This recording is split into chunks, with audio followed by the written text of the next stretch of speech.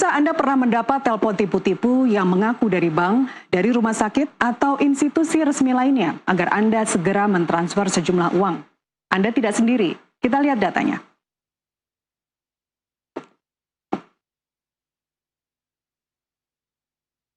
Sepanjang November 2024 hingga akhir 2025, OJK menerima total laporan sebanyak 373.129 laporan dengan total kerugian diestimasikan mencapai total 8,2 triliun rupiah. Sebanyak 53.928 atau hampir 54.000 laporan berasal dari penipuan belanja online dengan estimasi kerugian mencapai 1 triliun rupiah. Berikutnya adalah fake call atau telepon tipu-tipu yang mengaku sebagai petugas bank, petugas rumah sakit, atau institusi resmi lainnya, sebanyak hampir 45.000 laporan dengan total kerugian mencapai 1,3 triliun rupiah. Sementara yang mengaku untuk memberikan investasi bodong dan pinjol ilegal mencapai ratusan ribu laporan dengan total kerugian mencapai 2,6 hingga 8,2 triliun rupiah dihitung secara akumulatif. Di balik skema yang tampak canggih, banyak korban sebenarnya bukan tidak melek teknologi, melainkan yang pertama terjebak tekanan ekonomi, keinginan untuk mendapat keuntungan cepat, dan terlalu percaya kepada agen yang mengaku resmi. Data OJK menunjukkan klaster penipuan terbesar justru berada di transaksi harian, seperti belanja online, pembayaran digital, dan layanan keuangan retail, yang paling sering diakses masyarakat kelas menengah dan bawah sekaligus paling rentan saat tekanan keuangan atau kebutuhan mendesak muncul.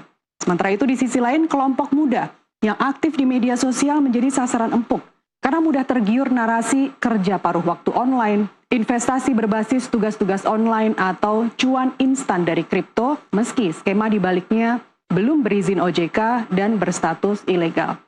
Sementara itu dari perspektif kriminologi, fenomena ini bisa dilihat melalui teori strain yang menyatakan ketika tekanan sosial ekonomi besar dan jalan resmi sempit, sebagian individu beralih ke cara yang tidak sah untuk mencapai tujuan keuangan.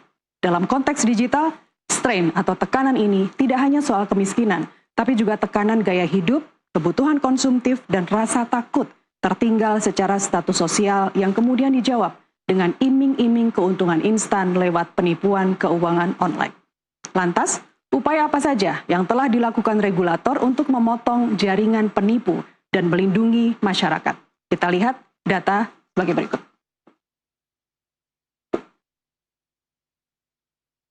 Langkah nyata regulator, terutama OJK dan lembaga keuangan, sudah mulai terstruktur meski belum sepenuhnya seimbang dengan kecepatan modus penipuan finansial online. Yang pertama,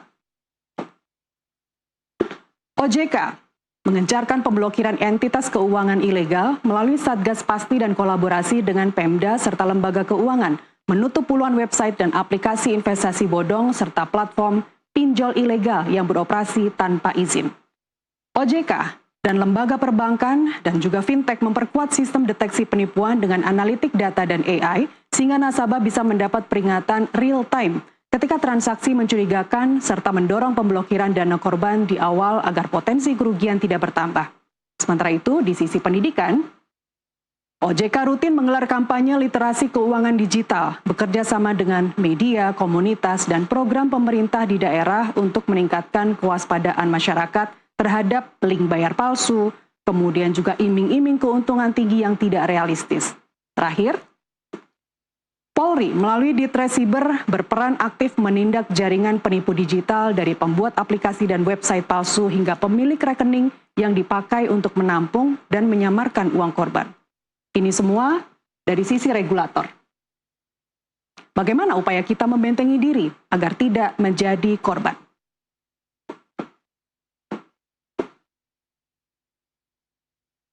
Yang pertama, jangan pernah memberikan OTP, PIN, ataupun password, meskipun pihak penelpon mengaku dari bank, dari OJK, atau pihak-pihak resmi lainnya. Kemudian yang kedua, selalu cek nomor telepon, link atau website, dan juga identitas pengirim. Apakah sesuai dengan kanal resmi bank atau fintech? Kemudian yang ketiga, waspada terhadap tawaran untuk memperoleh cuan yang cepat, atau investasi yang tidak jelas, terutama investasi atau kerja sampingan online yang tidak jelas dasar hukum dan izinnya.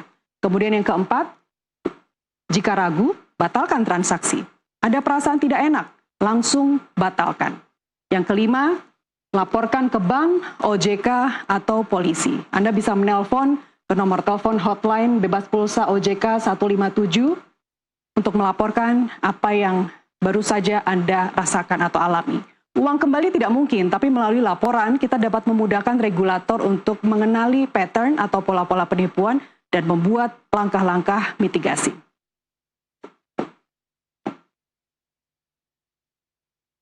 Dengan selalu verifikasi dulu dan jangan ragu membatalkan transaksi yang terasa janggal, Anda tidak hanya terhindar dari penipuan, tapi juga menjadi garda terdepan melawan penipu digital.